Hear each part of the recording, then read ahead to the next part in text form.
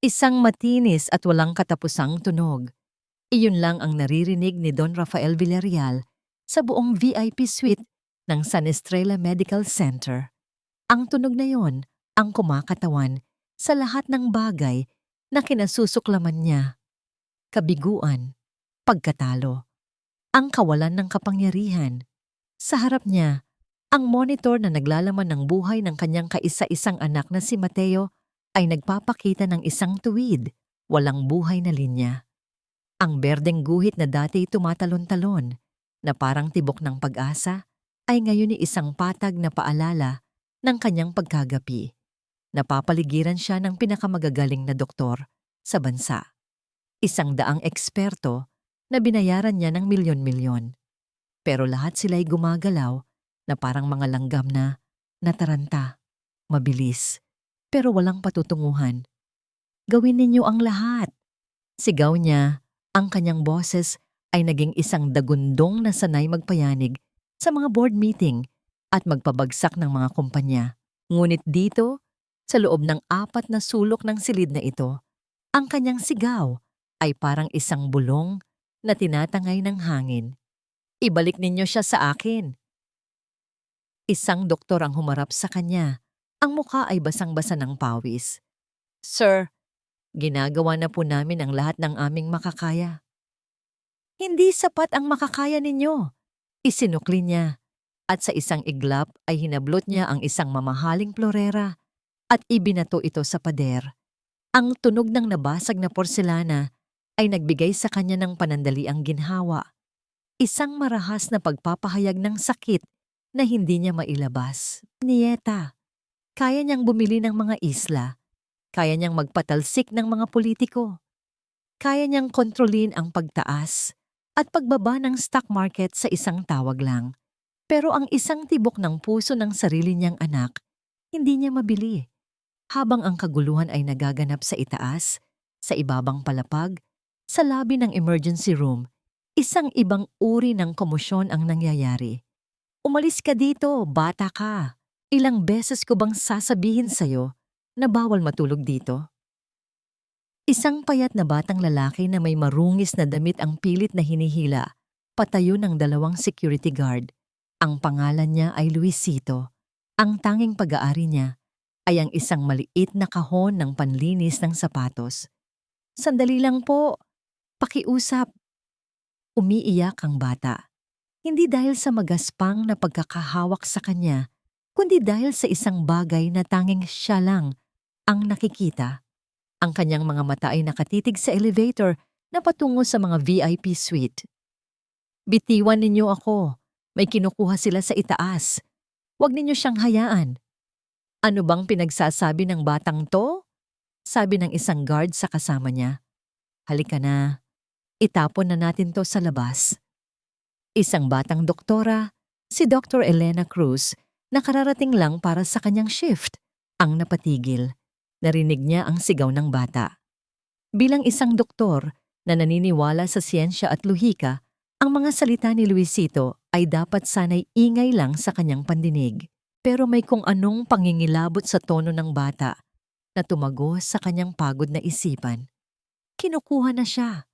Patuloy na sigaw ni Luisito, ang kanyang maliit na katawan ay nanginginig. Nararamdaman ko, hinihila na siya palayo sa mundo. Itinulak ng mga gwardiya si Luisito palabas ng pinto. Bago siya tuluyang mawala sa paningin, napansin ni Elena ang desperasyon sa mga mata nito. Isang uri ng kaalaman na hindi nararapat sa isang musmos na tulad niya. Nagkibit-balikat na lang si Elena at nagpatuloy sa paglalakad. Sinusubukang iwaksi ang eksenang yon. Imposible. Guni-guni lang ng isang batang lansangan. Ngunit pagdating niya sa control room sa labas ng suite ni Mateo, ang kanyang dugo ay biglang nagyelo.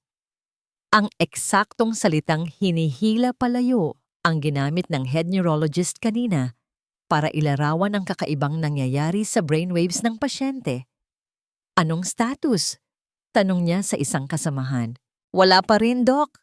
Sagot nito habang itinuturo ang isang maliit na monitor na nagpapakita ng isang particular na graph.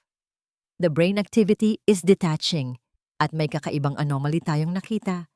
Isang biphasic spike sa temporal lobe. Ngayon lang namin nakita ang ganito. Napatitig si Elena sa screen. Isang abnormal na pattern. Dalawang magkasunod na taluktok na parang kidlat. Isang bagay na napaka-espesipiko. Isang bagay na tanging sila lang sa loob ng silid na yon ang nakakaalam. Bigla siyang may naalala. Mabilis siyang tumakbo palabas, pabalik sa lobby ng ER. Naabutan niya ang batang si Luisito na nakaupo sa bangketa sa laba. Yakap-yakap ang kanyang kahon habang umiiyak ng tahimik. Lumuhod si Elena sa harap niya. "Bata, anong pangalan mo?" Tumingala si Luisito.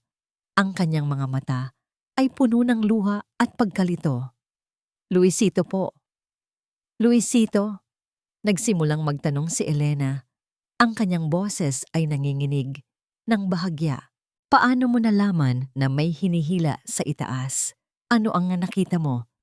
Tumingin si Luisito sa kawalan na para bang nakikita niya ang isang bagay sa hangin. "Hindi ko po nakita, Doc." Bulong niya.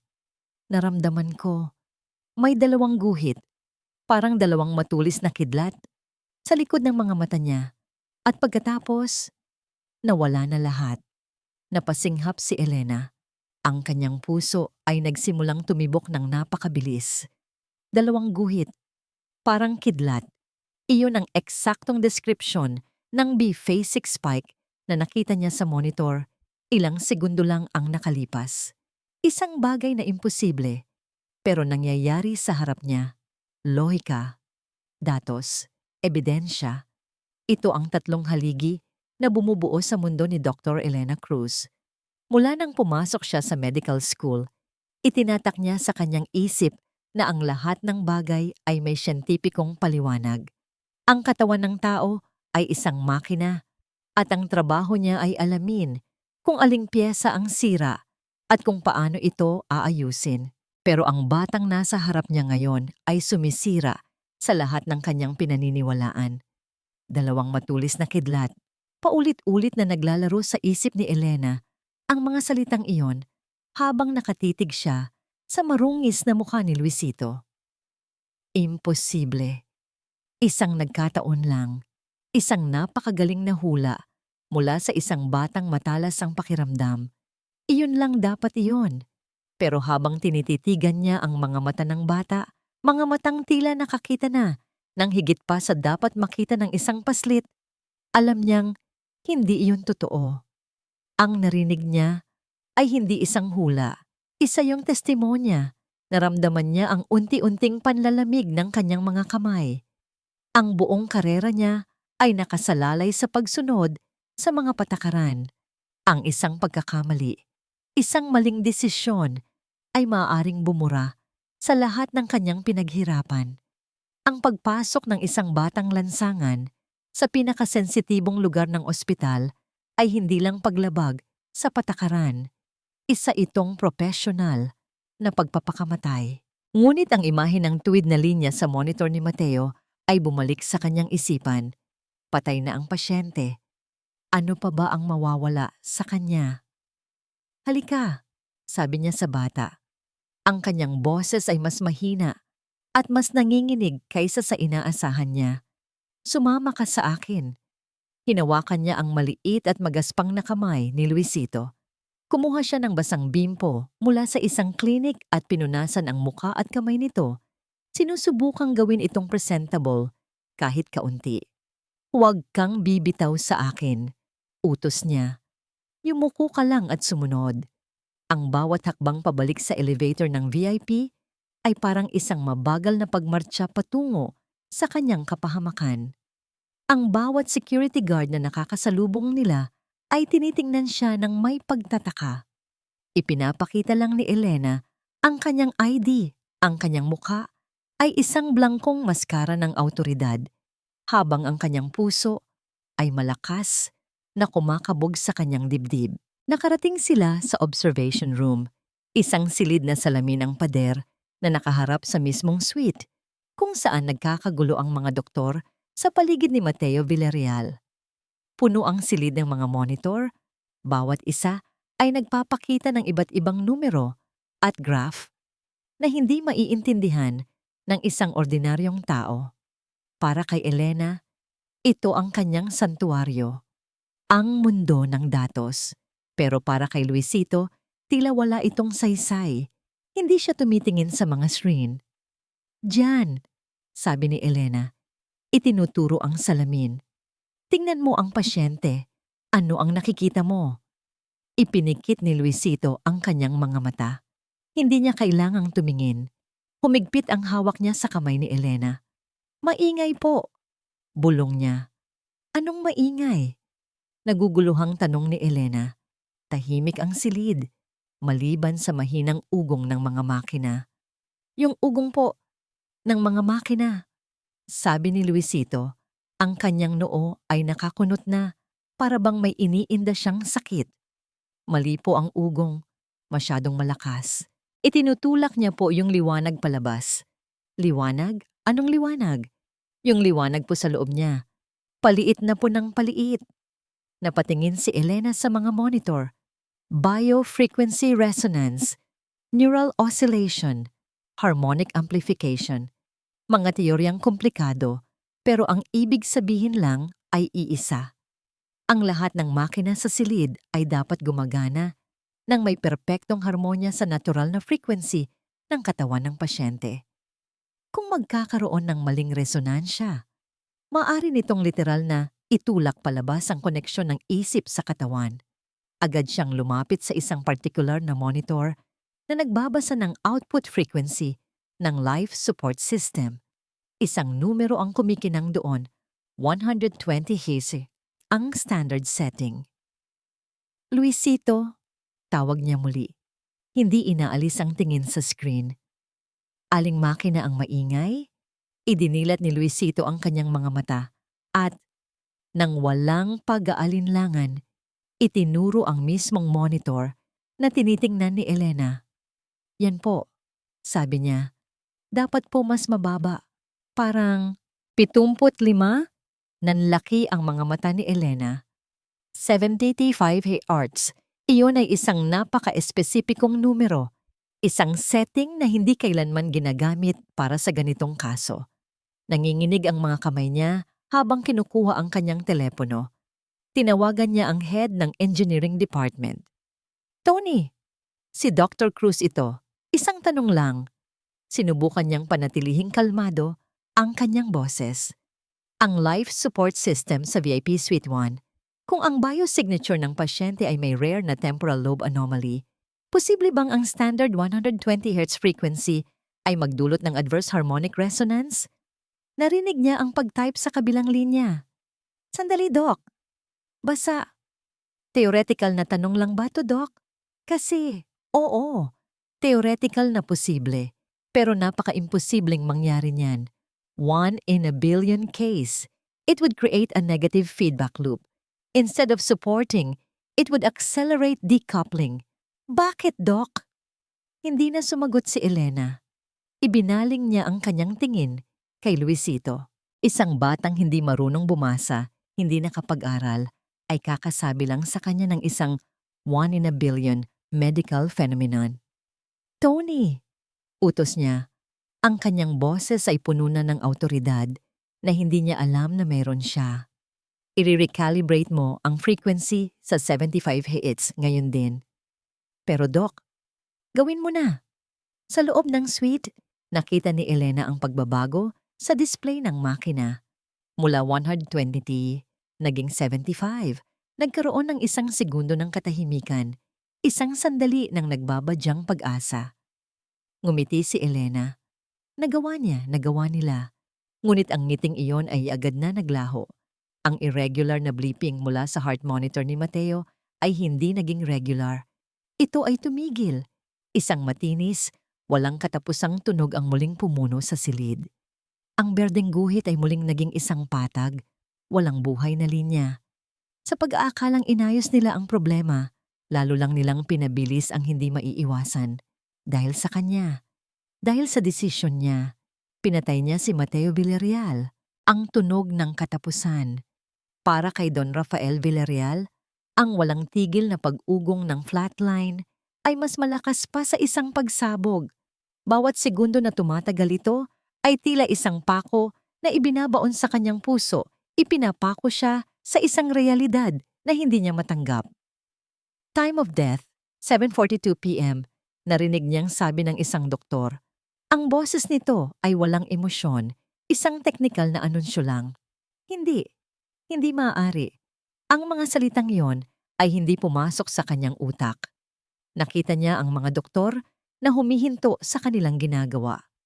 Ang isa ay nagtatanggal ng kanyang guwantes. Ang isa naman ay yumuyuko at pinapatay ang ilang ilaw. Ang paggalaw nila ay sumisigaw ng isang salita. Tapos na. Huwag kayong tumigil. Sigaw niya, pero ang kanyang boses ay basag. Wala na ang kapangyarihan. Wala na ang bagsik. Ang natira ay isang paos na pakiusap. Ipagpatuloy ninyo. Bayad kayo para iligtas siya. Lumapit sa kanya si Dr. Cruz. Ang kanyang mukha ay isang maskara ng propesyonal na pakikiramay. Sir Rafael, wala na po tayong magagawa. We did everything we could. Hindi. Umiling si Don Rafael habang dahan-dahang lumalakad patungo sa kama ng kanyang anak. Tumingin siya sa maputlang mukha ni Mateo. Ang mukhang minsan ay puno ng buhay at pang-aasar. Ngayon ay tahimik at walang kulay. Doon, sa tabi ng kama ng kanyang yumaong anak, ang dakilang Don Rafael Villarreal ay gumuho. Nawalan ng lakas ang kanyang mga tuhod at napaluhod siya sa sahig. Isang tunog ang kumawala sa kanyang lalamunan, hindi isang yak, kundi isang ungol ng isang hayop na nasugatan ng malubha. Ibinagsak niya ang kanyang mga kamao sa malamig na tiles ng sahig, paulit-ulit, hanggang sa maramdaman niya ang sakit, isang pisikal na sakit na susubukang pantayan ang sakit sa kanyang kaluluwa. Nawala na ang hari ng pananalapi. Ang natira ay isang amang nagluluksa. Sa gitna ng tahimik na trahedyang iyon, isang maliit na boses ang bumasag sa katahimikan mula sa pinto. Huwag po. Hindi pa po huli. Lahat ay napalingon. Nakatayo doon si Luisito, hila-hila ni Dr. Cruz, na ngayon ay namumutla na rin. Ang mga mata ng bata ay hindi nakatingin sa kanila, kundi sa katawan ni Mateo. Anong ginagawa ng batang yan dito? Sigaw ng isang doktor. Security! Ako ang nagpasok sa kanya. Mabilis na sabi ni Elena, handa nang harapin ang anumang parusa. Don Rafael, pero si Luisito na ang lumapit. Naglakad siya papalapit sa nagluluksa pa ring si Don Rafael. Ang kanyang mga mata ay puno ng isang kakaibang determinasyon. Sir, sabi niya sa mahinang boses, kaya ko po siyang pigilan. Hawakan, para hindi siya tuluyang makuha.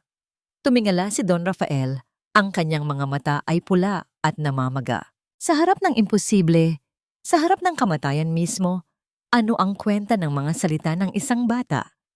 Pero sa ilalim ng kanyang pagdadalamhati, isang maliit na butil ng isang bagay na matagal na niyang kinalimutan ang nagsimulang tumubo. Pag-asa. Isang desperado at hindi makatwirang pag-asa. Ilabas ang batang yan. Utos ng head surgeon. Sandali, sabi ni Don Rafael. Ang kanyang boses ay garalgal ngunit may bigat. Dahan-dahan siyang tumayo.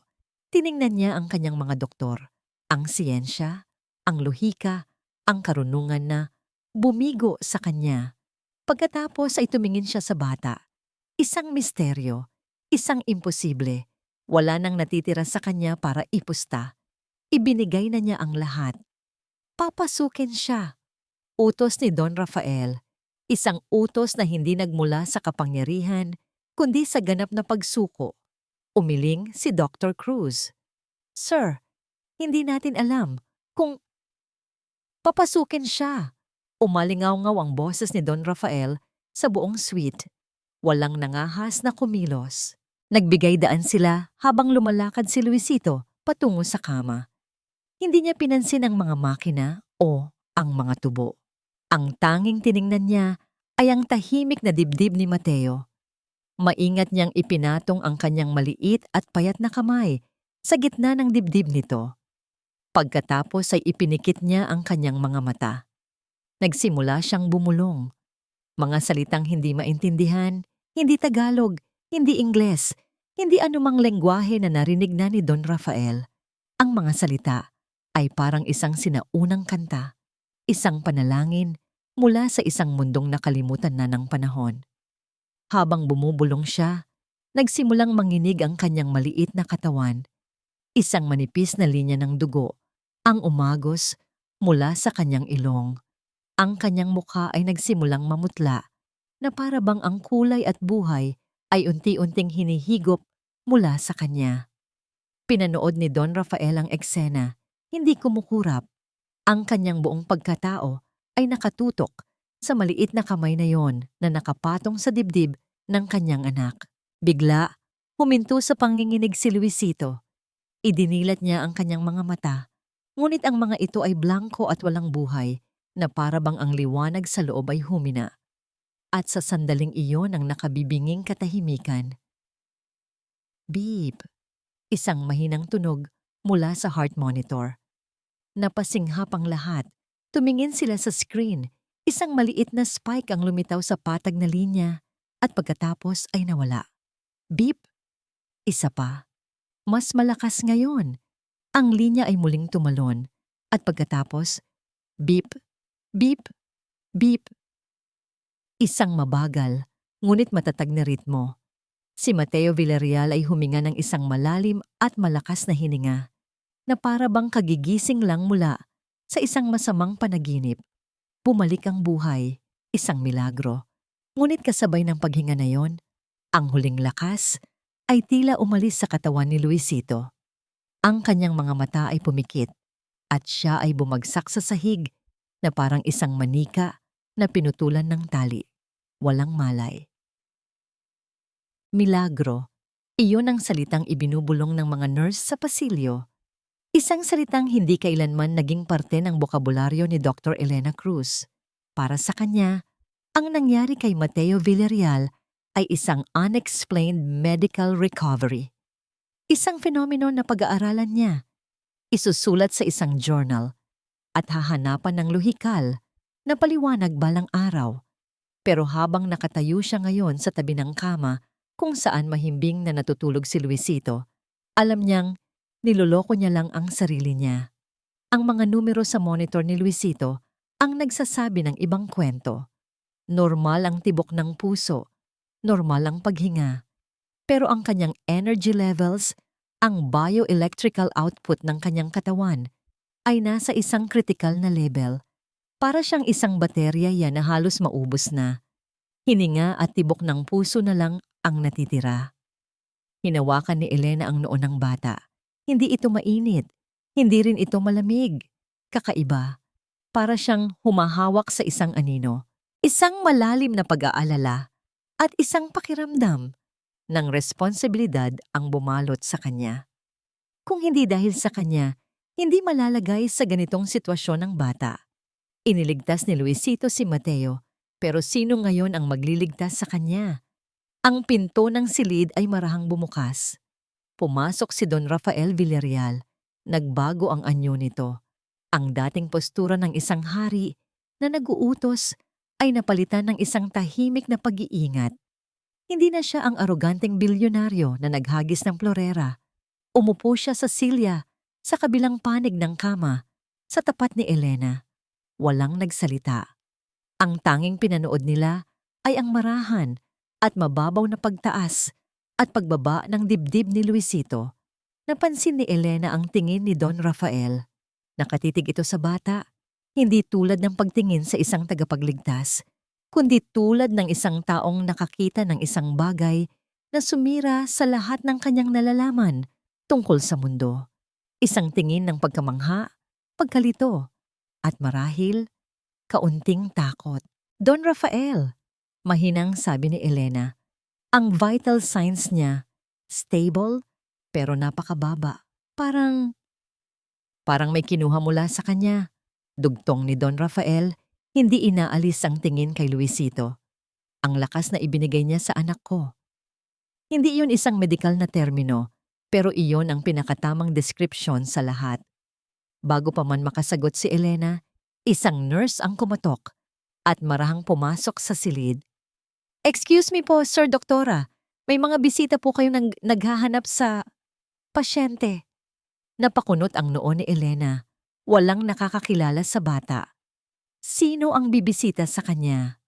Sumunod sa nurse ang 3 tao na nakasuot ng eleganteng business attire. Isang babae at 2 lalaki. Ang kanilang malinis na kasuotan ay tila hindi bagay sa loob ng isang ospital. Ang nangunguna ay isang babae na nasa mga 40 anyos, may matalas na tingin at isang ngangiti na hindi umaabot sa kanyang mga mata. "Magandang gabi," bati ng babae. Ang kanyang boses ay kalmado at propesyonal. "Ako si Dr. Anya Sharma, ang direktor ng Center for the Welfare of Exceptional Children. Nandito kami para sa batang ito." Tumingin si Elena kay Don Rafael, naghahanap ng sagot, ngunit ang mukha nito ay nanatiling isang blangkong pader. Masyadong mabilis, masyadong perpekto ang tiyempo. Paano nila nalaman na nandito si Luisito? "Pasensya na, ma'am," sabi ni Elena, na tumatayo bilang medikal na awtoridad sa silid. "Sino po sila ulit?" Ngumiti si Dr. Sharma, isang ngiting nagpadama kay Elena ng pangingilabot.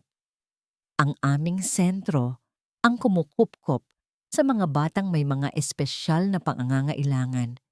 Matagal na naming hinahanap si Luisito.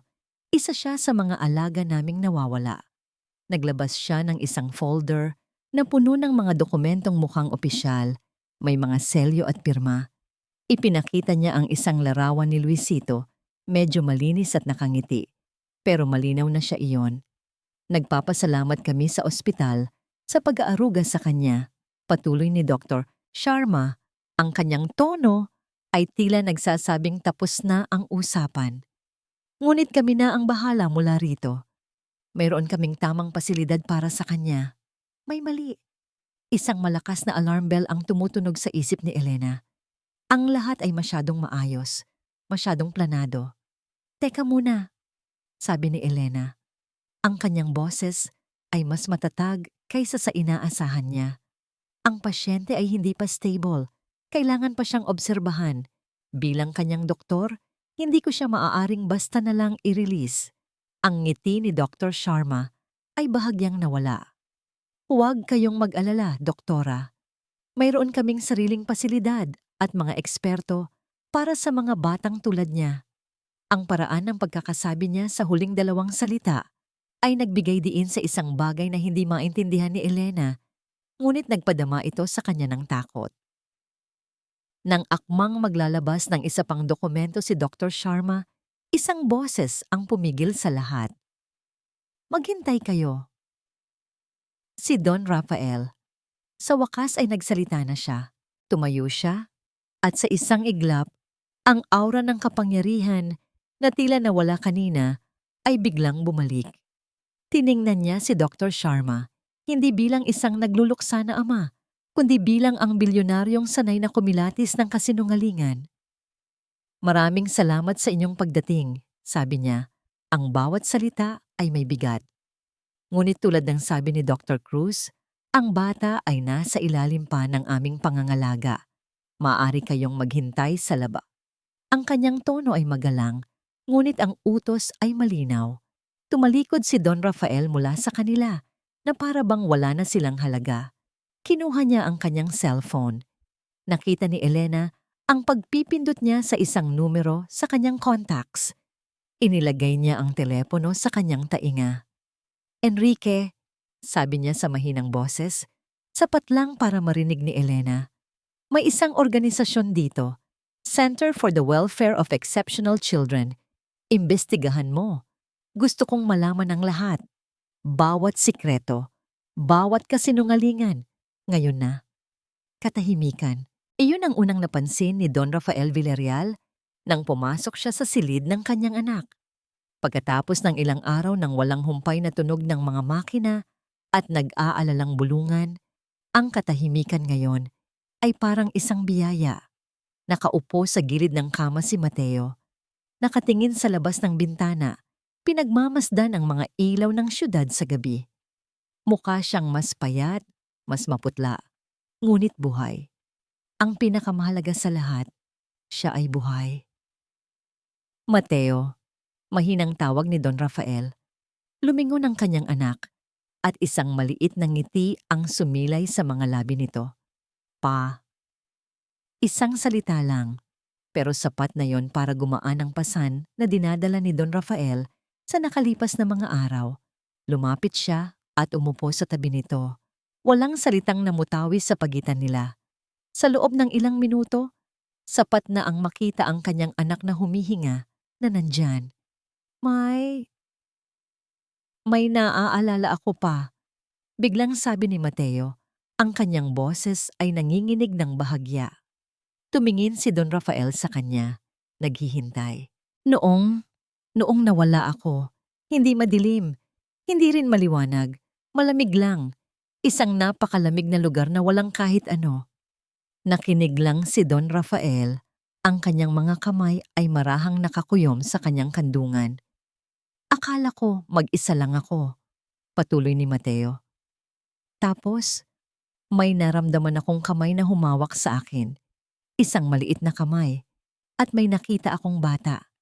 Hindi ko makita ang mukha niya, pero alam kong bata siya. Naramdaman ni Don Rafael ang pagbilis ng tibok ng kanyang puso. Hinihila ako ng lamig pa, parang may humahatak sa akin papalayo. Pero hindi ako binitawan ng bata. Mahigpit ang hawak niya. Tapos, bigla niya akong itinulak. Isang malakas na tulak pabalik. At yun na. Nagising ako dito. Ang kwento ay perpektong tugma sa nangyari sa kabilang silid, ang kamay ni Luisito sa dibdib ni Mateo, ang pagbagsak nito, ang paghinga ng kanyang anak. Hindi na ito isang katanungan ng paniniwala. Ito ay isang katotohanan na kailangan niyang harapin. Salamat sa pagkukwento, anak. Sabi lang ni Don Rafael, marahang tinapik ang balikat ni Mateo. Magpahinga ka na. Habang naglalakad siya palabas ng silid, ang kanyang isip ay puno ng imahe ng maliit na bata sa kabilang kwarto. Ang batang nagligtas sa kanyang anak mula sa isang lugar na hindi kayang abutin ng kanyang pera at kapangyarihan.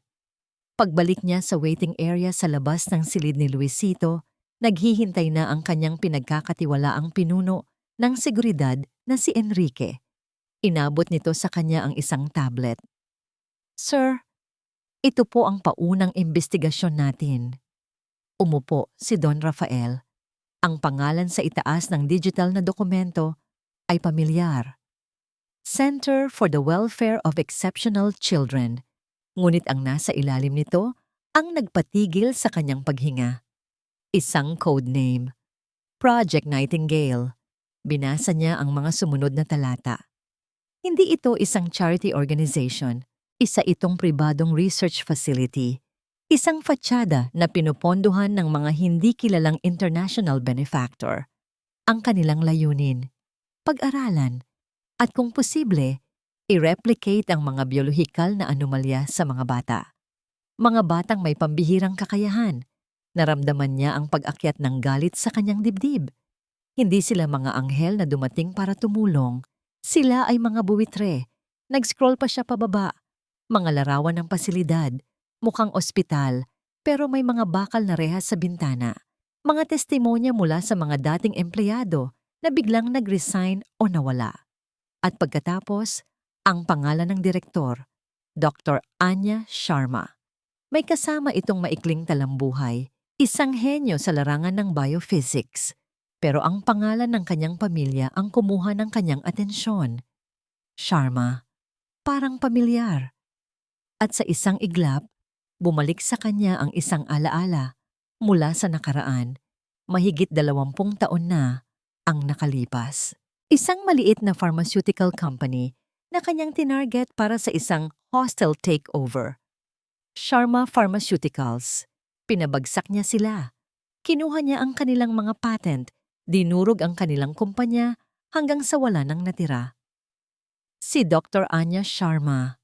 Anak siya ng taong sinira niya. Ang lahat ng ito ay hindi nagkataon lamang. Ang pagdating nila, ang kanilang kaalaman tungkol kay Luisito, Biglang nag-vibrate ang tablet. Isang bagong email mula kay Enrique. Ang subject, urgent, Mateo's surgery. Binuksan niya ito. Ito ay isang ulat mula sa isang espiya sa loob ng San Estrella. Isang detalyadong pagsusuri ng lahat ng gamit at tauhan sa operating room noong araw ng operasyon ni Mateo. At doon, sa gitna ng technical na jargon, ay isang pangungusap na nagpayanig sa kanyang buong mundo. A trace amount of a non-standardized neuroinhibitor was found in the IV drip. Substance is experimental. Its primary function is to induce a state of neurological paralysis that mimics brain death. The sabotage was internal. Ang operasyon ay hindi isang aksidente. Ito ay isang bitag. Itinaas ni Don Rafael ang kanyang tingin mula sa tablet. Tumingin siya sa bintana ng silid kung saan natutulog si Luisito. Pagkatapos ay sa pasilyo kung saan ang kanyang anak na si Mateo ay natutulog din. Ang kanyang anak ay ginamit bilang pain. Ang lahat ng ito, ang panganib sa buhay ni Mateo, ang paglitaw ni Luisito, ay isang kalkuladong plano para makuha ang batang nasa loob ng silid na yon. Ang galit na naramdaman niya kanina ay wala kumpara sa nagyayelong bagsik na ngayon ay dumadaloy sa kanyang mga ugat. Hindi na ito tungkol sa utang na loob. Hindi na ito tungkol sa isang milagro. Ito ay naging personal. Ang amoy ng antiseptic, ang tahimik na ugong ng bentilasyon, ang pamilyar na bigat ng isang stethoscope sa kanyang leeg. Dati, ang mga bagay na ito ay nagbibigay kay Dr. Elena Cruz ng pakiramdam ng kaayusan at kontrol. Ngayon, ang mga ito ay tila isang manipis na kumot na nagtatago sa isang katotohanang mas nakakatakot pa kaysa sa anumang sakit na kanyang napag-aralan. Nakaupo siya sa kanyang maliit na opisina, sinusubukang isulat ang kanyang report sa nangyari kay Mateo, ngunit ang kanyang mga salita ay tila walang kahulugan. Spontaneous recovery. Unexplained neural regeneration, mga salitang walang laman. Isang katok sa pinto ang pumutol sa kanyang pag-iisip. Pumasok si Don Rafael Villarreal at sa likod niya, isinara ni Enrique ang pinto. May kakaiba sa anyo ni Don Rafael. Ang pag-aalala at pagkalito kanina ay napalitan ng isang malamig at matalas na focus na para bang isang general na naghahanda para sa isang digmaan. Doktora Cruz, sabi niya, ang kanyang boses ay kalmado ngunit may bigat. Inilapag niya ang tablet sa lamesa ni Elena. Basahin mo. Nag-aalangan, kinuha ni Elena ang tablet. Ang kanyang mga mata ay mabilis na tumakbo sa mga salita. Project Nightingale. Experimental neuroinhibitor. Sabotage was internal. Bawat salita ay isang suntok sa kanyang sikmura. Ang kanyang paghinga ay naging mababaw. Ang kanyang mga kamay ay nagsimulang manginig. Hindi ito maaari.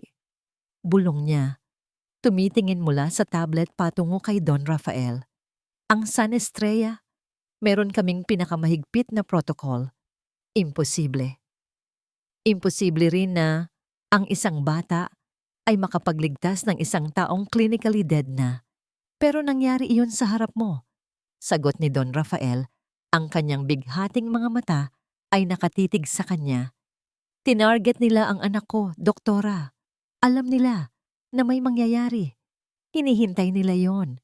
Ang mga piraso ng palaisipan ay nagsimulang magkabit-kabit sa isip ni Elena. Bumubuo ng isang larawang napakapangit.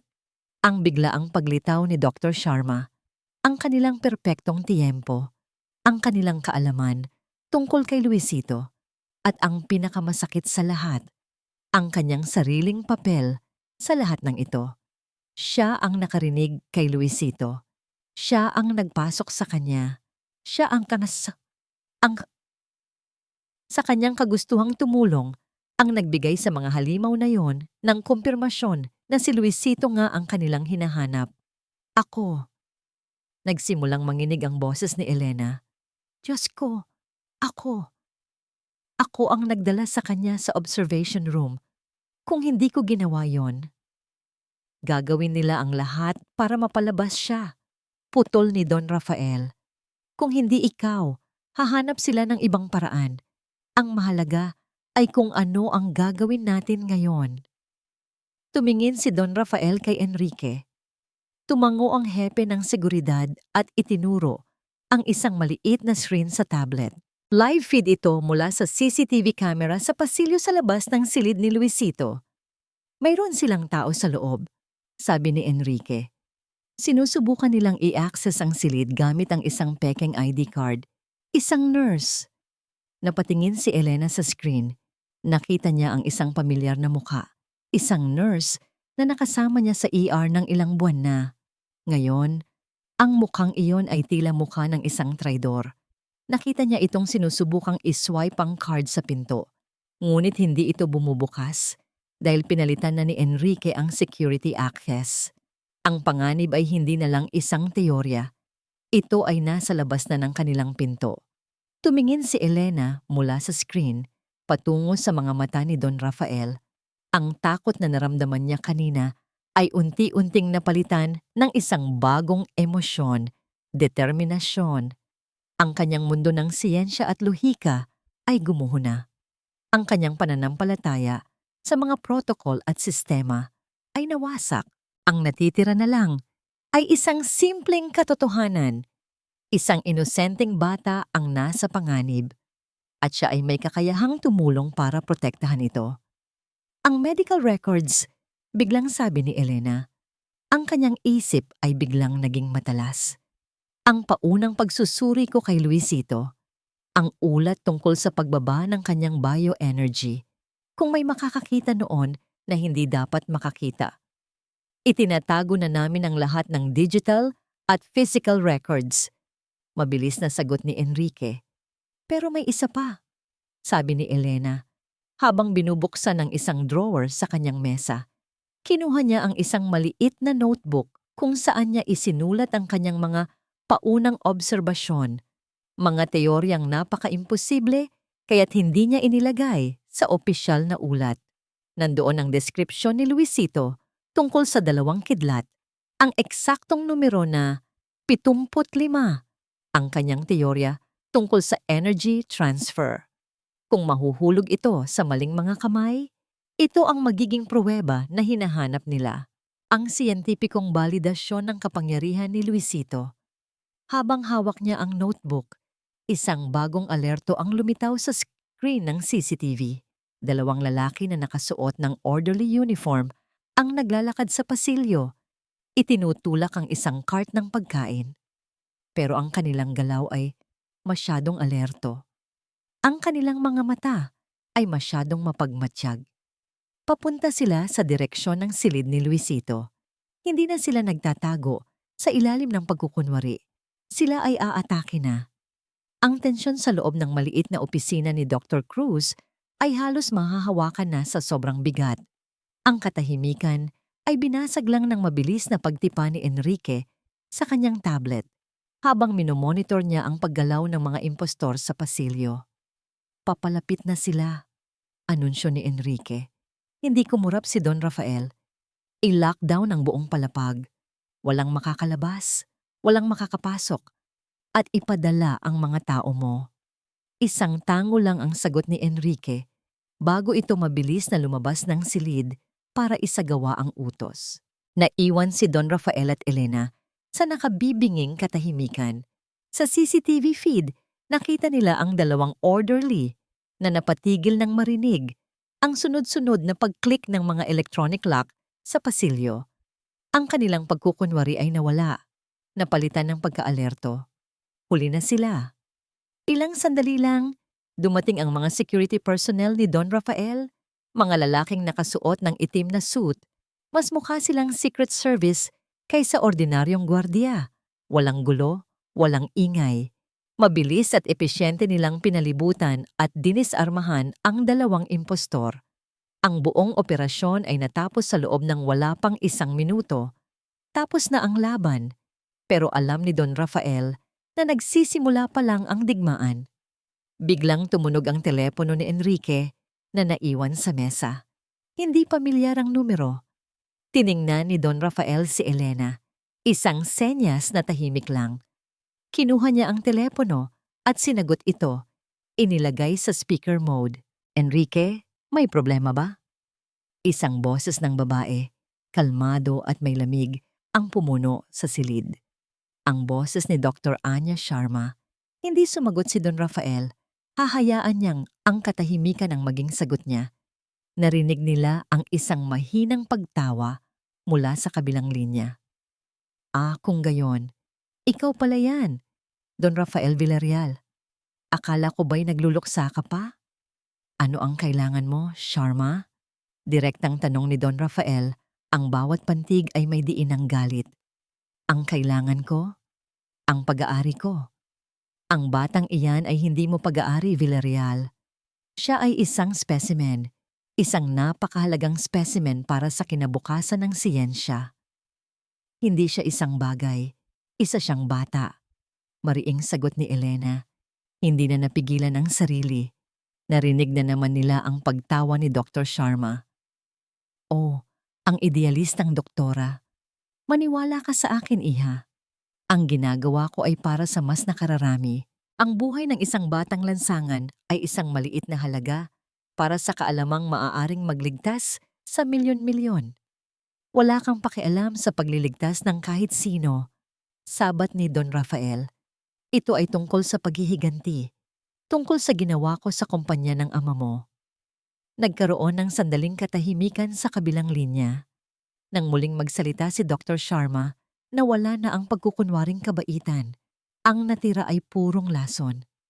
Natutuwa akong naaalala mo pa. Oo, sinira mo ang pamilya ko. Kinuha mo ang lahat sa amin. Pero ang hindi mo alam ay dahil sa ginawa mo, napalaya ako. Pinalaya mo ako mula sa mga etika at moralidad na pumipigil sa tunay na pag-unlad. Kaya't narito ang alok ko para sa iyo, Rafael. Biglang nagpapapang isang video call request sa telepono. Sinagot ito ni Don Rafael. Ang mukha ni Dr. Sharma ay lumitaw sa screen. Ang kanyang ngiti ay kasing lamig ng kanyang boses. Ibigay mo sa akin ang bata sa loob ng 24 na oras. Kapag ginawa mo yon, mananatiling nakatago ang lahat ng maliliit na sikreto mo. Ipinakita niya sa kamera ang isang dokumento, isang bank statement mula sa isang Swiss account na hindi nakapangalan kay Don Rafael, ngunit malinaw na konektado sa isa sa kanyang mga pinaka-controversial na corporate takeovers. Pamilyar ba? Tanong ni Dr. Sharma. Mayroon akong ganito para sa bawat maruming transaksyon na ginawa mo sa nakalipas na 30 taon. Sapat na para sirain hindi lang ang Villarreal Corporation, kundi pati na rin ang pangalan mo, magpakailanman. Napatitig si Don Rafael sa screen, ang lahat ng kanyang pinaghirapan, ang imperyong binuo niya mula sa wala. Ang lahat ng yon ay nakasalalay ngayon sa desisyon niya. Ang buong buhay niya ay tungkol sa pagkalkula, pagsusuri ng panganib, pagpili sa landas na may pinakamalaking pakinabang. At sa pagkalkulang yon, ang buhay ng isang batang hindi niya kaano-ano ay walang panama sa bigat ng kanyang buong imperyo. Ngunit nang tumingin siya sa labas ng bintana ng opisina ni Elena, sa silid kung saan natutulog si Luisito, ang batang humawak sa kaluluwa ng kanyang anak at itinulak ito pabalik sa mundo. Ang dating simpleng pagkalkula ay biglang naging napakakomplikado. Mayroon kang 24 na oras, Rafael, sabi ni Dr. Sharma na para bang nababasa niya ang kanyang iniisip. Pumili ka. Iligtas mo ang iyong imperyo o iligtas mo ang isang batang hindi mo naman kadugo. Pinatay niya ang tawag. Ang screen ay naging itim, ngunit ang imahe ng kanyang ultimatum ay nanatiling nakatatak sa isip ni Don Rafael. Ang 24 na oras ay naging isang walang katapusang tanikala ng mga minuto para kay Dr. Elena Cruz. Pinanood niya si Don Rafael Villarreal na maupo sa kanyang opisina. Ang telepono sa kanyang harap ay parang isang bombang nagbibilang ng oras pababa. Hindi ito nagsasalita. Hindi ito kumikilos. Tila isang estatwang gawa sa granito, ngunit nakita ni Elena ang digmaan sa loob nito. Ang bawat pagkunot ng kanyang noo, ang bawat pagtiim ng kanyang bagang ay nagpapakita ng isang laban sa pagitan ng Don Rafael na kinikilala ng mundo at ng taong natututunan pa lang niyang kilalanin. Si Don Rafael, ang pating ng Makati, ay isang alamat sa mundo ng negosyo.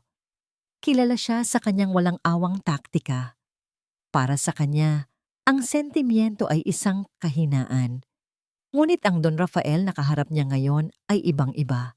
Nakita nito ang isang bagay na hindi masusukat ng pera. Hindi na hinintay ni Dr. Sharma ang katapusan ng ultimatum.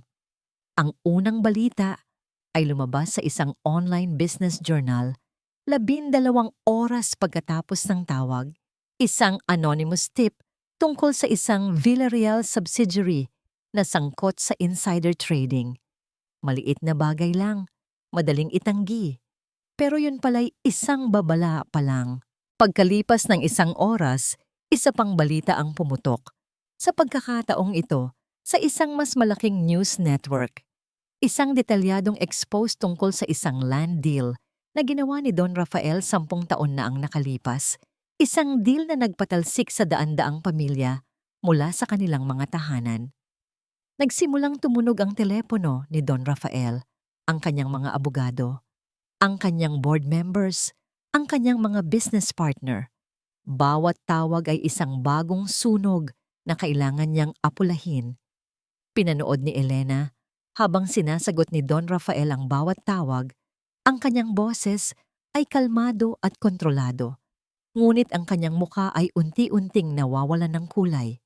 Ang bawat pagtanggi, ang bawat pagpapaliwanag ay tila lalo lang nagpapalaki ng apoy. Kinansela ng isa sa kanyang pinakamalaking investor mula sa Japan ang isang multi-bilyong proyektong halos isang dekada ng pinaplano. Bumitaw ang dalawa sa kanyang pinakamatagal na kasosyo sa negosyo. Ang mga pangalan na dati yumuyuko sa kanya ay ngayon ay nagiging abala o hindi na matawagan. Ang pinakamasakit na dagok ay dumating nang magbukas ang Philippine Stock Exchange. Ang mga stock ng Villarreal Corporation na dati itinuturing na kasing tatag ng bato ay bumulusok pababa. Sa loob lang ng isang oras, bilyon-bilyong piso ang nawala sa halaga nito. Ang imperyong binuo niya sa loob ng 40 taon ay gumuho sa harap ng kanyang mga mata sa loob lamang ng ilang oras. Sa gitna ng kaguluhan, pumasok ang kanyang pinagkakatiwalaang assistant, si Lita. Ang kanyang mukha ay puno ng pag-aalala. "Sir," sabi niya sa nanginginig na boses. "Ang board po. Nagpatawag sila ng emergency meeting. Pinag-uusapan po nila ang pag-invoke ng key man clause sa inyong kontrata. Gusto po nilang tanggalin kayo bilang CEO para iligtas ang kumpanya. Iyon na yon, ang huling pagtataksil. Ang sarili niyang kumpanya, ang sarili niyang mga tao, ay tinalikuran na siya." Hindi sumagot si Don Rafael. Marahan lang siyang tumango na para bang inaasahan na niya ito. Pinatay niya ang kanyang telepono na pumutol sa walang tigil na daloy ng masamang balita. Tumayo siya at lumakad patungo sa bintana kung saan tanaw ang silid ni Luisito. Nakita niya ang bata sa loob. Gising na at kausap si Mateo na nasa isang wheelchair. Nakita niya ang 2 batang lalaki. Ang isa ay may-ari ng lahat. Ang isa ay walang-wala. Na nagtatawanan na para bang walang problema sa mundo. Isang bagay na dalisay, isang bagay na totoo. Isang bagay na hindi kayang bilhin o sirain ng lahat ng pera sa mundo. Siya ay si Don Rafael Villarreal. Nawala na sa kanya ang lahat. Ang kanyang pera, ang kanyang kapangyarihan, ang kanyang reputasyon, wala nang natira sa kanya. At sa sandaling iyon ng ganap na pagkatalo, naramdaman niya ang isang kakaibang kalayaan. Wala na siyang kailangang protektahan, wala na siyang imperyong dapat iligtas. Isang bagay na lang ang mahalaga. Humarap siya kay Elena. Ang kanyang mukha ay pagod, ngunit ang kanyang mga mata ay may bagong liwanag ng determinasyon. Elena, sabi niya, ang kanyang boses ay mahinahon, ngunit may bigat ng isang huling desisyon. Ihanda mo ang pag-alis ni Luisito. Ilabas natin siya dito. Ang kaligtasan niya ang pinakamahalaga sa lahat. Pinili na niya, hindi ang kanyang imperyo. Pinili niya ang bata. Ang desisyon ay parang isang malaking bato na inalis mula sa dibdib ni Don Rafael Villarreal.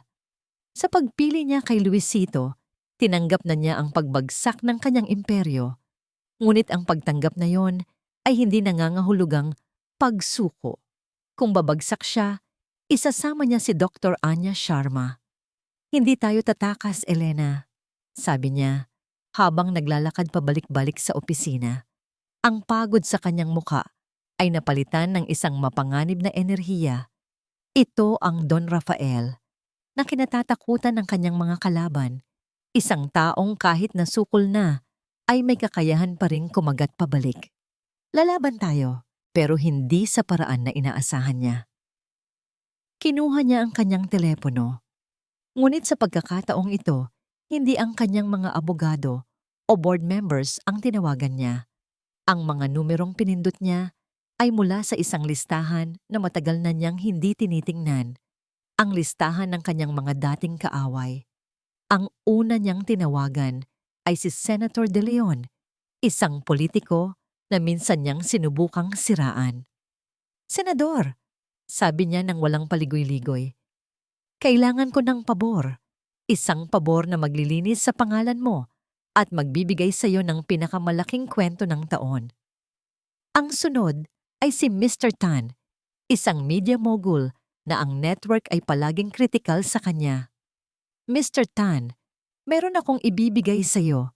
Isang exclusive, isang istorya ng human trafficking at illegal experimentation na sangkot ang mga international na interes.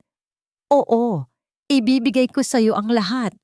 Isa-isa niyang tinawagan ang mga taong minsan niyang inapi, tinalo o sinagasaan. Hindi siya nakiusap. Nakipagnegosasyon siya. Ang bawat tawag ay isang transaksyon. Kapalit ng tulong nila, inalok niya ang mga huling alas na natitira sa kanya.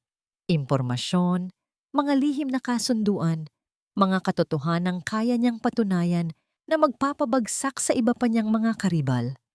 Ginamit niya ang natitirang impluwensya niya hindi para iligtas ang kanyang sarili, kundi para bumuo ng isang hukbo. Habang abala si Don Rafael sa kanyang mga tawag, si Elena naman ay abala sa pagkolekta ng lahat ng ebidensya. Inipon niya ang medical records ni Luisito, ang kanyang mga personal na tala, at isang detalyadong sinumpaang salaysay ng lahat ng kanyang nasaksihan. Ang kanyang testimonya bilang isang doktor mula sa isang respetadong institusyon ay magbibigay ng bigat at kredibilidad sa kanilang mga akusasyon. Pagkatapos ng ilang oras, natapos din ang mga tawag. Isang plano ang nabuo. Isang press conference, isang malaking magbubunyag na sabay-sabay na ipalalabas sa telebisyon, radyo at online. Hindi na nila kayang kontrolin ng media. Si Dr. Sharma at ang kanyang mga taga-suporta ay masyadong makapangyarihan. Kaya't ang gagawin nila ay lilikha ng isang ingay na hindi na nila kayang patahimikin. Bago umalis para sa press conference, huminto si Don Rafael sa silid ni Luisito. Gising na ang bata at sa tabi nito ay si Mateo. Tinuruan ni Mateo si Luisito kung paano gumamit ng isang video game. Hindi! Pindutin mo yung bilog para tumalon, sabi ni Mateo, tumatawa. Ay nahulog, sagot ni Luisito. Pero tumatawa rin siya. Sandaling pinanood ni Don Rafael ang eksena. Ang simple at purong saya sa pagitan ng dalawang bata. Ito ang dahilan kung bakit niya ginagawa ang lahat ng ito. Lumapit siya.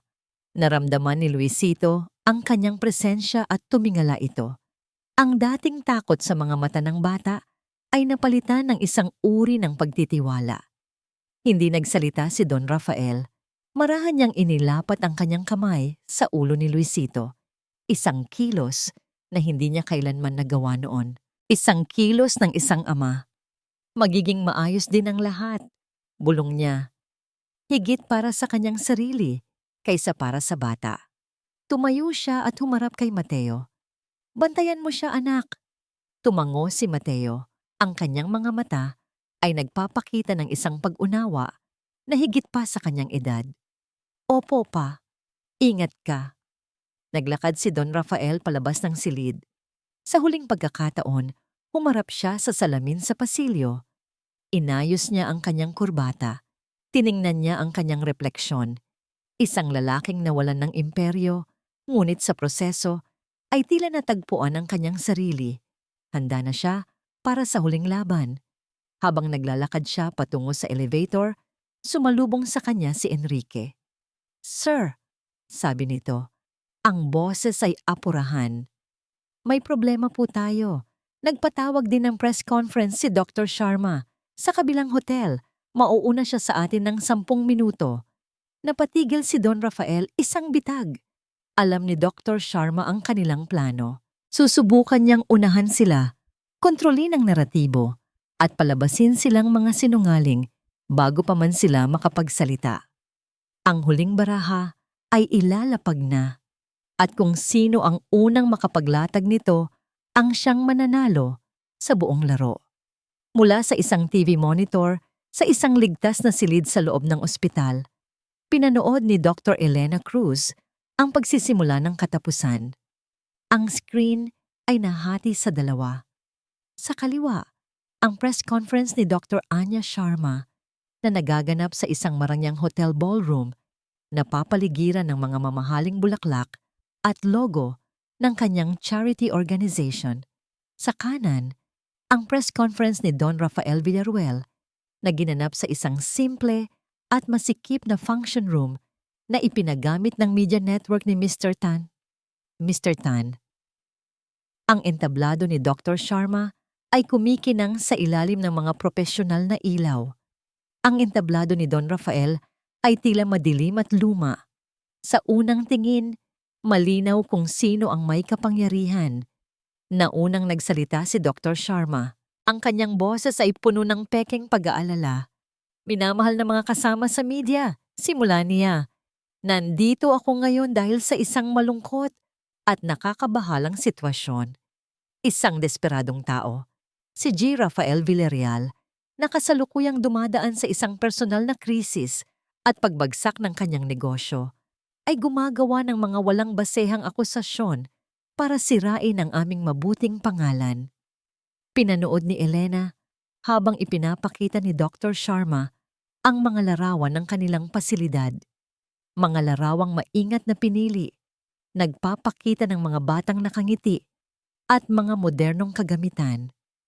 Ang aming sentro ay isang kanlungan para sa mga batang espesyal at ngayon, si G. Villarreal ay ginagamit ang isang kahabag-habag na batang lansangan para sa kanyang sariling kapakanan. Ikinukulong ito laban sa kanyang kalooban. Sa kanang bahagi ng screen, nagsimula na ring magsalita si Don Rafael. Ang lahat ng kamera ay nakatutok sa kanya. Magandang gabi. Simula niya, ang kanyang boses ay hindi kasing kinis tulad ng kay Dr. Sharma, ngunit ito'y may bigat ng katotohanan. Hindi ako nandito para maglinis ng aking pangalan. Sa katunayan, nandito ako para dumihan ito.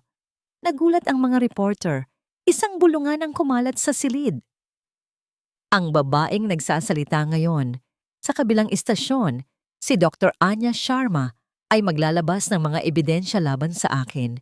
Patuloy ni Don Rafael, tinitingnan ang bawat reporter sa mata. Mga ebidensya ng aking mga kasalanan sa mundo ng negosyo, mga maruruming transaksyon, mga paninirang puri, mga kumpanyang aking sinagasaan. Huminga siya ng malalim. At gusto kong sabihin sa inyong lahat na lahat ng yon ay totoo. Natigilan si Elena. Natigilan ang buong bansa. Oo, ako ay isang pating, tulad ng tawag nila sa akin. Pag-amin ni Don Rafael, naging malupit ako. Naging sakim ako. Sinira ko ang ama ni Dr. Sharma at marami pang iba. At iyon mismo ang dahilan kung bakit kailangan ninyong maniwala sa akin ngayon. Dahil wala na akong sinusubukang protektahan. Wala na akong itinatago. Ang kanyang pag-amin ay isang matalinong stratehiya. Sa isang iglap, kinuha niya ang lahat ng bala mula sa baril ni Dr. Sharma. Ang mga ebidensya nito ay wala ng silbi dahil inamin na niya mismo ang lahat. Hindi ito tungkol sa akin, sabi ni Don Rafael. Ang kanyang boses ay nagsimulang magbago, nagkakaroon ng emosyon. Ito ay tungkol sa isang batang lalaki na ang tanging kasalanan ay ang magkaroon ng isang pambihirang regalo. Isang regalong gusto nilang kunin, pag-aralan at pagsamantalahan. Sa isang senyas, isang malaking screen sa likod ni Don Rafael ang umilaw. Ipinakita nito ang lahat ng ebidensya na kanilang nakalap. Ang ulat tungkol sa sabotahe sa operasyon ni Mateo. Ang mga testimonya ng mga dating empleyado ng Project Nightingale, ang mga financial records na nag-uugnay sa center, sa mga kilalang arms dealer at human trafficker. At pagkatapos, ipinakita ang sinumpaang salaysay ni Dr. Elena Cruz. Ipinapaliwanag ang milagrong kanyang nasaksihan. Sa kaliwang screen, nakita ni Elena ang pagbabago sa mukha ni Dr. Sharma. Ang pekeng ngiti ay nawala. Ang kanyang mga mata ay nanlaki sa pagkabigla. Sinusubukan niyang magsalita. Ngunit ang mga reporter sa kanyang press conference ay nakatingin na lahat sa kanilang mga cellphone, pinapanood ang live stream ni Don Rafael. Ang huling ebidensya na ipinakita ay isang audio recording. Ang boses ni Dr. Sharma mula sa kanilang pag-uusap sa telepono. Ang batang yan ay hindi mo pag-aari, Villarreal. Siya ay isang specimen. Ang mga salitang iyon ay umalingaw-ngaw sa buong Pilipinas. Malamig, walang kaluluwa. Ang tunay na mukha ng halimaw ay lumabas na. Bago pa matapos ang press conference ni Don Rafael, ang mga pulis, kasama ang mga ahente ng NBI, ay pumasok na sa ballroom kung nasaan si Dr. Sharma. Ang mga kamera ay mabilis na lumipat sa eksena. Ang pag-aresto sa isang babaeng mukhang kagalang-galang na ngayon ay sumisigaw at nanlalaban. Tapos na ang laban. Sa gitna ng kaguluhan ng mga reporter na sumusugod sa entablado, si Don Rafael ay hindi gumalaw. Ang kanyang mga mata ay nakatingin lang sa isang kamera sa gitna, na para bang direktang nakatingin siya kay Elena at sa mga batang nanonood. At sa unang pagkakataon, sa napakatagal na panahon, isang maliit at totoong ngiti ang sumilay sa mga labi ni Don Rafael Villarreal. Lumipas ang ilang buwan. Ang ingay ng iskandalo ng Project Nightingale ay unti-unti nang humupa, napalitan ng mga bagong headline at issue ng bayan. Ang imperyo ng Villarreal ay hindi tuluyang gumuho, ngunit ito'y lubhang nabawasan. Maraming ari-arian ang ipinagbili ni Don Rafael, maraming kasosyo ang umalis. Ngunit sa halip na ikalungkot ito, tila isang malaking krus ang naalis sa kanyang mga balikat. Ang almusal sa mansyon ng mga Villarreal ay dati-rating isang tahimik at formal na gawain. Si Don Rafael sa isang dulo ng mahabang lamesa, si Mateo sa kabila, parehong abala sa kanilang mga tablet. Ngayon, iba na. Pa, si Luisito po kasi, dinaya ako sa laro. Reklamo ni Mateo habang sinusubukang agawin ang huling piraso ng tinapay mula sa plato ng kapatid. Hindi kaya. Mas mabilis lang talaga ako sa'yo, kuya. Sagot ni Luisito. Ang kanyang tawa ay umaalingaw-ngaw sa buong dining hall. Ang dati payat at laging nakayukong bata ay ngayon ay mas may laman na. Ang kanyang mga mata ay puno ng sigla at kapilyuhan. Nakaupo si Don Rafael sa gitna nilang dalawa, pinapanood ang kanilang pag-aasaran. Hindi na siya abala sa pagbabasa ng stock market. Sa halip, abala siya sa paglalagay ng palaman sa tinapay para kay Luisito. Hayaan mo na ang kuya mo, anak. Eto, sayo na lang, sabi niya. Iniaabot ang tinapay kay Luisito. Isang maliit na ngiti ang gumuhit sa kanyang labi nang makita ang nagtatampong mukha ni Mateo. Ito na ang kanyang bagong umaga. Mas maliit ang kanyang kumpanya, Ngunit mas malaki at mas masaya ang kanyang tahanan. Dumating si Elena sa mansyon ng hapong yon, hindi bilang isang doktor, kundi bilang isang kaibigan. Dala niya ang isang regalo para kay Luisito, isang libro na may maraming larawan tungkol sa mga bituin at planeta. Wow! Salamat po, Ate Elena. Masayang sabi ni Luisito, agad na binuklat ang libro. Habang abala ang bata, naupo si Elena kasama si Don Rafael sa hardin. Kamusta na siya? Tanong ni Elena. Ang kakayahan niya? Umiling si Don Rafael. Wala na. Pagkatapos ng gabing iyon sa ospital, hindi na muling bumalik. Sinuri na siya ng mga pinagkakatiwalaan kong eksperto. Sabi nila, ang energy signature niya ay normal na, tulad ng isang ordinaryong bata. Nalulungkot ba siya? Tinanong ko siya tungkol dyan minsan. Sabi ni Don Rafael, habang pinapanood si Luisito, na masayang itinuturo ang larawan ng Saturn kay Mateo. Ang sabi niya, hindi po. Kasi po dati, naririnig ko po lahat ng malulungkot na bagay. Ngayon po, ang naririnig ko na lang ay yung tawa ng gatin. Naramdaman ni Elena ang pag-init ng kanyang mga mata.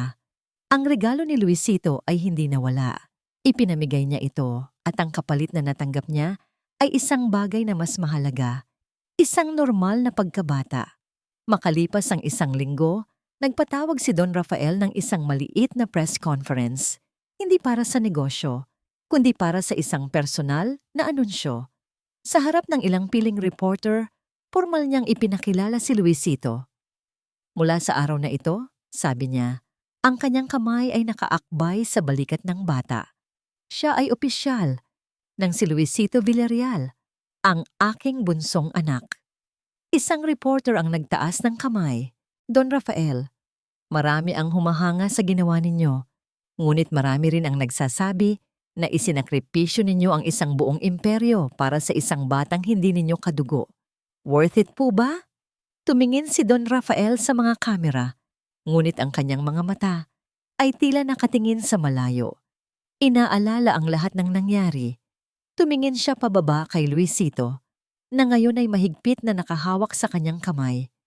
Ngumiti siya, isang ngiting puno ng kapayapaan at katiyakan. Dati, ang akala ko, ang halaga ng isang tao ay nasusukat sa kung ano ang kanyang pag-aari. Sabi niya, ang kanyang boses ay malinaw at matatag, sapat para marinig ng buong mundo. Ngunit isang bata na walang kahit anong pag-aari ang nagturo sa akin na ang tanging bagay na nagpapanatili sa ating buhay ay ang pusong handang magsakripisyo para sa iba. Hindi na muling ginamit ni Luisito Villarreal ang kanyang pambihirang kakayahan, ngunit sa kauna-unahang pagkakataon sa kanyang buhay, nagkaroon siya ng isang bagay na mas milagroso pa roon. Isang tahanan at isang pangalan na tinatawag ng may pagmamahal at paggalang.